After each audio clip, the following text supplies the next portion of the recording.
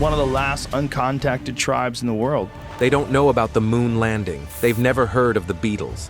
And they've survived untouched by modern civilization for over 60,000 years. North Sentinel Island holds one of Earth's last true secrets, and the tribe that guards it does so with arrows drawn. Well, my first thoughts were of absolute terror for the Sentinelese people, because it's incredibly dangerous to have somebody go and try and make contact with them. But here's the twist. The greatest threat to their survival isn't what you think. The island was off limits to protect outsiders and the tribe, which has no immunity to modern diseases. And when you see what's coming, you'll be shocked. A hidden world in the Bay of Bengal. What if I told you there's still a place where the modern world just stops, right in the Bay of Bengal, a speck of land that hides in plain sight, North Sentinel Island, part of India's Andaman and Nicobar chain, but not really part of anything. Because this is one of the last truly untouched places left on Earth. The island? Roughly 60 square kilometers of dense rainforest, ringed by deadly reefs. No ports, no roads, no planes overhead. From the sky, just emerald green swallowing everything below. And under that jungle canopy, a people who've said no to the modern world for thousands of years. The Sentinelese, a tribe that lives in deliberate isolation. No metal tools beyond shipwreck salvage, no agriculture, no permanent settlements. Their choice? To remain uncontacted. Their message to the rest of us? Stay away. But that hasn't stopped the curiosity. Governments, explorers, survivalists, even tourists with more guts than sense, all tempted to get close, and time and again met with swift, sometimes deadly resistance. The obsession with North Sentinel isn't about geography. It's about time. Here, while satellites map every inch of Earth, this tribe preserves a way of life older than recorded history. One of the earliest known encounters happened in the 1880s. A young British officer, Maurice Vidal Portman, landed with the goal of making peaceful contact. What he found was an abandoned village. He captured 6 islanders, 2 elders and 4 children.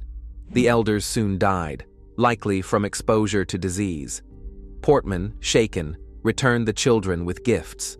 The result? Generations of deep distrust. And that distrust?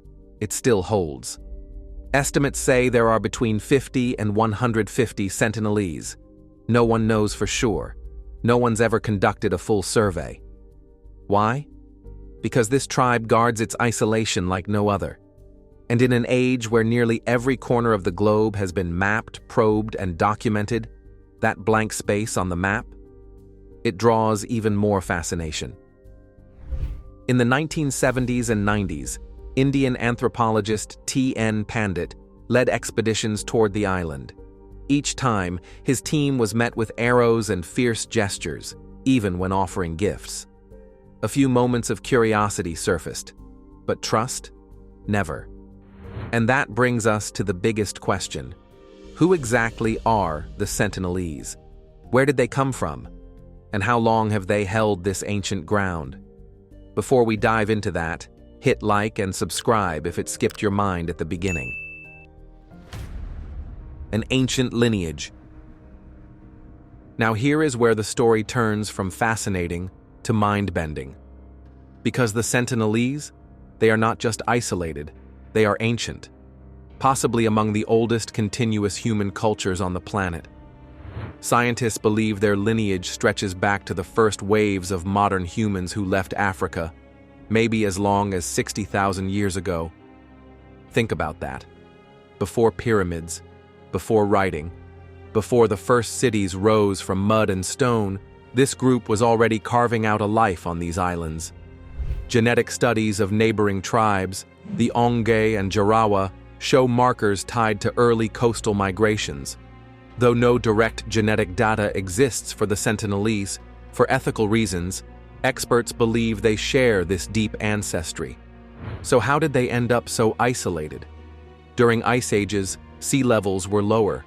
Land bridges and shallow waters allowed migration across regions now buried under the ocean. When sea levels rose, North Sentinel became a green island fortress. and the tribe became cut off. Over thousands of years, this isolation worked its own magic. The Sentinelese language? A complete mystery. Not mutually intelligible with the tongues of neighboring Andamanese tribes. A linguistic ghost, shaped by millennia of separation. Their appearance tells a story too. Short stature, dark complexion, traits honed for life in dense tropical forest. And their survival skills? Next level. They hunt wild pigs and birds, fish with handcrafted spears, forage deep in the rainforest, a pure hunter-gatherer lifestyle, no agriculture, no metal tools beyond salvaged shipwreck parts. And here is a wild theory circulating among researchers. The very hostility that makes them so impenetrable may be the key to their survival. By shunning contact, they dodged the epidemics that decimated neighboring tribes. The great Andamanese once numbered in the thousands. Today, fewer than 100 remain, the victims of colonization, disease, and cultural collapse. The Sentinelese, they held the line. And here is the kicker. How does a culture maintain itself for tens of thousands of years with no outside input? No new bloodlines, no new technologies, no written language, no modern medicine, and yet, they endure. Some experts believe their knowledge of the land, genetic adaptability, and strictly maintained isolation have created a stable, if fragile, cultural bubble. But make no mistake, their resilience is not an accident. It is a choice. A choice reinforced by trauma, survival instinct, and a deep understanding that contact equals risk. And that brings us to the times when the world kept trying to come closer, and regretted it. Tragic encounters. And this is where the story turns dark, because curiosity, it has a cost. And when it comes to North Sentinel Island, that cost has been paid in blood. One of the most chilling episodes? 2006. Two fishermen, Sundar Raj and Pandit Tiwari, drifted too close while illegally fishing for mud crabs. Their boat slipped into the shallow reef under cover of night. By morning, they were dead. Sentinelese warriors left their bodies on the beach, a stark warning. When Indian Coast Guard helicopters tried to retrieve the remains, they were met with a wall of arrows. The recovery mission was called off. To this day, the fishermen's bodies remain on the island, untouched. But the most infamous case? That came in 2018. John Allen Chow, an American missionary convinced he was on a divine mission to convert the tribe. He paid fishermen to sneak him past the exclusion zone. Under cover of darkness, he approached in a kayak. On his first attempt, arrows drove him back. One even pierced his Bible. Undeterred, he returned. This time, the tribe killed him. His body was seen dragged across the beach. The fallout? Huge. Media firestorm, global outrage. Some called him reckless. Others called him a martyr. But for experts and indigenous rights groups, it was clear. This was a disaster waiting to happen. And every tragedy reinforces one truth. This is a place where curiosity can kill, and where the only ethical path is to leave it alone. Protective measures. So how do you protect a tribe that doesn't want your protection and will attack anyone who tries to give it? India has spent decades trying to answer that question. The first real protections began after independence, but it wasn't until the 2006 fishermen deaths that the approach truly shifted. The new policy? Total hands-off. Leave the Sentinelese alone. Today, a 5 nautical mile exclusion zone surrounds the island. No boats, no visitors, no drones. Violations are met with arrest. The Indian Navy and Coast Guard patrol the waters. Why so strict? One word: disease. The Sentinelese could be wiped out by a single flu virus, a cold, even measles. Their isolation is their shield. Break it, and you could doom them. But it's not just about health. Cultural collapse is a real threat. History shows that once outside goods, alcohol, or technology enter a tribe, traditional ways often fall apart. The Indian government is determined not to repeat that pattern. International groups back this stance. Survival International calls North Sentinel one of the world's most important cases of self-isolation. They push for strict enforcement and public education on why this matters. Interestingly, India does not monitor the tribe closely. No ground teams, only occasional flyovers to confirm the island is intact. After the 2004 tsunami, such a flyover captured an unforgettable image. A lone Sentinelese warrior, bow drawn, aiming at the passing helicopter. Message received. Sometimes, shipwreck debris washes ashore. In 1981, the MV Primrose ran aground. The crew was besieged by the tribe, evacuated by helicopter. Wreckage still litters the reef, and the tribe has likely scavenged useful metal. The current policy is simple. Respect the tribe's wishes. Only intervene in cases of extreme natural disaster. Otherwise, hands off. And that restraint? In a world obsessed with access and control, it is rare. But here, it may be the only way this unique culture survives, because sometimes the greatest protection is simply leaving a door closed. A language shrouded in mystery. But even with all this knowledge, there is one thing we still can't touch, not even with AI, not even with the best linguists on the planet: the language of the Sentinelese. No one outside the tribe speaks it. No one even knows what language family it belongs to. It is an unbroken code, a voice that remains completely unknown. And here is the twist. You would think, since they are related to the Andamanese tribes, their language would show some overlap. It doesn't. The Onge, Jarawa, and Great Andamanese languages? Incompatible. That suggests the Sentinelese language split off thousands of years ago, then evolved in isolation, possibly retaining ancient features lost everywhere else. Attempts to communicate? Total failure. In 1974, during the tense National Geographic visit, even offering words in neighboring languages brought confusion or outright rejection. Some theorists believe the language may hold archaic traits, a living fossil of human speech. Others think it could have simplified over time, adapting to a small, isolated population. But without contact, we may never know. And here is the irony: that linguistic wall is one of their greatest defenses. No shared words means no persuasion, no infiltration, no assimilation. And for many linguists and philosophers, it stands as a powerful symbol. In a world where nearly every living language has been mapped and recorded, here is one voice that remains untouched. As T.N. Pandit said, "They speak a language not known to any other people. They have chosen to remain what they are, and we must respect that choice, because sometimes the greatest mystery is the one you leave unsolved." The tsunami test. And here is where the world got an unexpected glimpse into just how resilient and mysterious the Sentinelese really are. December 26, 2004. The Indian Ocean tsunami struck with devastating force. Triggered by a 9.1 magnitude earthquake, the waves killed over 230,000 people across 14 countries. Entire coastal villages vanished.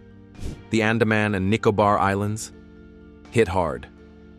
The government of India feared the worst for North Sentinel Island.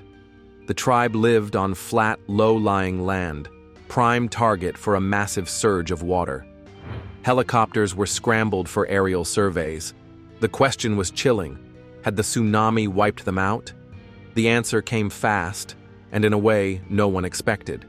When the helicopters approached the island days later, they spotted clear signs of life.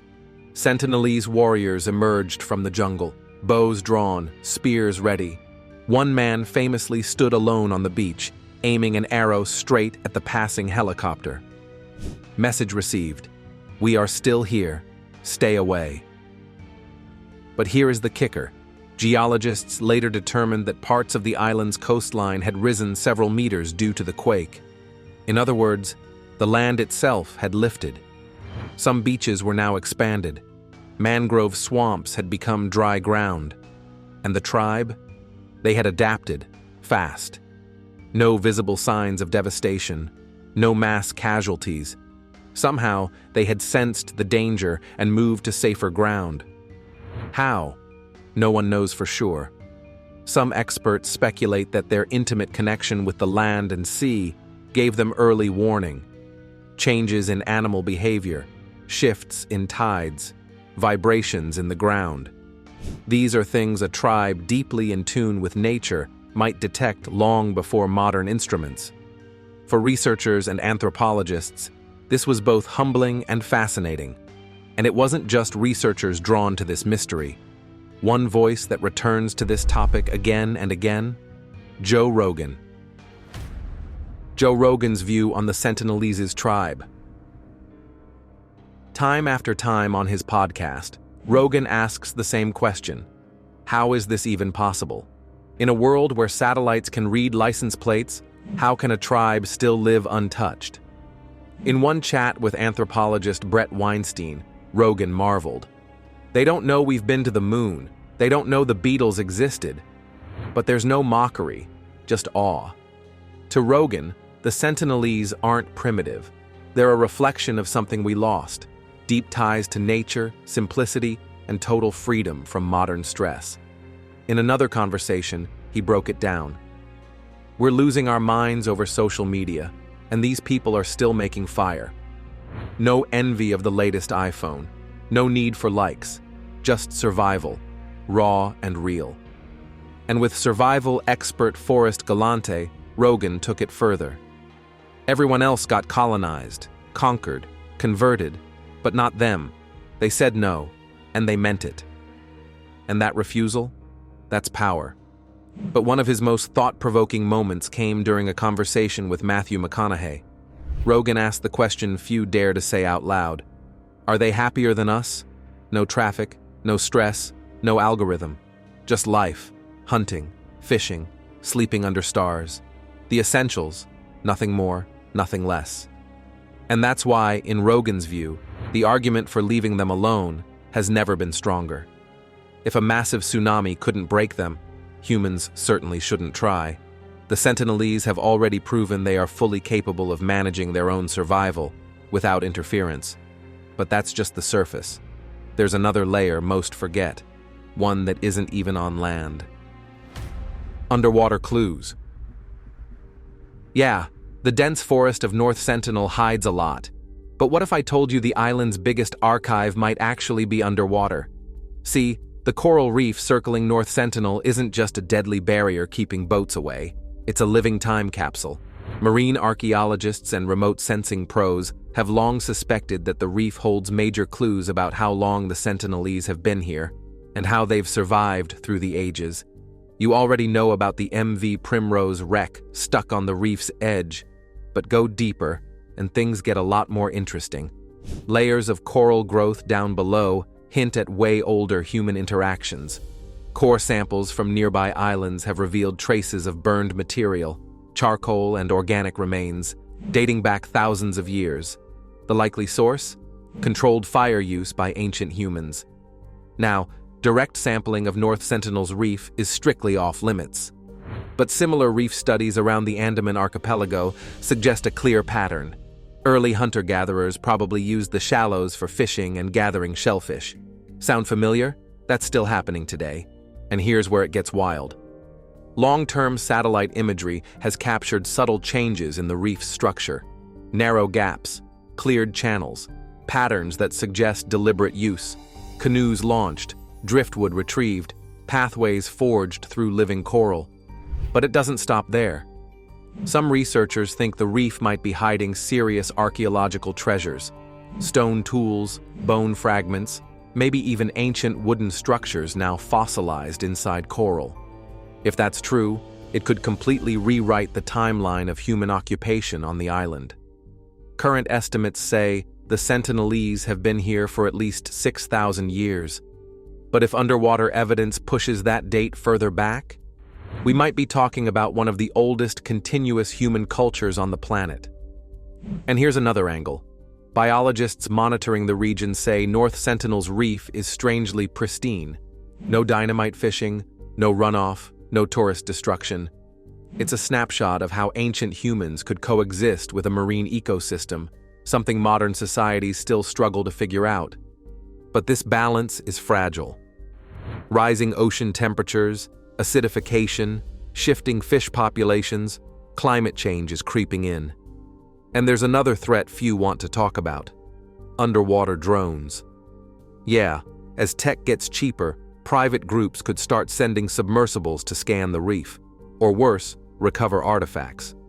Not only is that illegal, it's a direct violation of the tribe's autonomy. For now, the reef remains a silent guardian of North Sentinel's story, layer upon layer of coral holding secrets no forest can reveal. But as curiosity builds, and the lines between science and exploitation blur, this underwater frontier could become the next battleground in the fight to protect the island's most ancient secrets. Because sometimes, the deepest truths aren't hidden in the jungle. They're buried beneath the waves. The airspace dilemma. And while the reef may be holding its secrets for now, there's another frontier where things are getting a little more complicated. Look up. The airspace over North Sentinel Island? That's becoming the next big flashpoint. See, the island's waters are locked down tight, patrolled and protected, but the sky? That's a different story. And with today's tech, it's wide open. Satellites already give us some high-res imagery. But in recent years, another player has entered the game. Drones. Affordable, powerful drones. The kind you can buy off the shelf and fly miles from the launch point. And that's where things get risky. In 2022, reports surfaced of unauthorized drone flights buzzing near North Sentinel. The Indian government wasn't happy. Neither were the NGOs fighting to protect the tribe. Why the panic? Simple. Even an innocent-looking drone flyover can have huge consequences. Low-flying drones can disturb wildlife. They can alert the Sentinelese to the presence of outsiders. And if one of those things crashes on the island, that's a whole new problem. It's not just about littering the place with plastic and metal. A crashed drone could introduce foreign pathogens. It could be seen as an act of aggression. Worst case, it could spark retaliation against Coast Guard patrols or humanitarian overflights, escalating tensions that are already razor-thin. And here's the tricky part. The 5 nautical mile exclusion zone applies to boats. Airspace, total legal gray zone. Indian authorities are scrambling to clarify that gap. Meanwhile, satellite imagery remains limited, good for spotting big changes, but useless for real-time observation. That's why drones are tempting. But should we really be flying over a tribe that clearly wants no contact? Does capturing aerial footage justify violating their right to be left alone? International law isn't much help. The UN Declaration on the Rights of Indigenous Peoples talks about autonomy and protection, but it doesn't cover modern surveillance tech. After the 2022 drone incidents, India issued stern advisories. No aerial surveillance without government clearance. Military drones, strictly for emergency use, and even then, kept high above to avoid spooking the tribe. But the threat is growing. YouTubers, adventure influencers, rogue explorers. Some see North Sentinel as the ultimate clickbait prize. One viral drone shot is all it takes to fuel the next wave of risky behavior. That's why Survival International and others are pushing hard for a full no-fly zone over the island, matching airspace protection with the maritime exclusion already in place. And as drones get smaller, quieter, and harder to detect, this fight will only intensify. Because protecting the Sentinelese isn't just about keeping boats away anymore. It's about safeguarding their peace in every direction.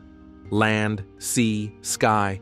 Even the faint buzz of a drone can shatter the silence this tribe has fought for thousands of years to preserve. And if we truly respect their choice, that silence should not be broken. So what do you think? Should some mysteries stay untouched? Could the Sentinelese hold knowledge we've lost? Or is their greatest wisdom knowing when to say no to the outside world? Drop your thoughts below. We're watching. And if you want more untold stories and deep dives into the unknown, hit that subscribe button. Because trust me, the next one we've got lined up will leave you stunned.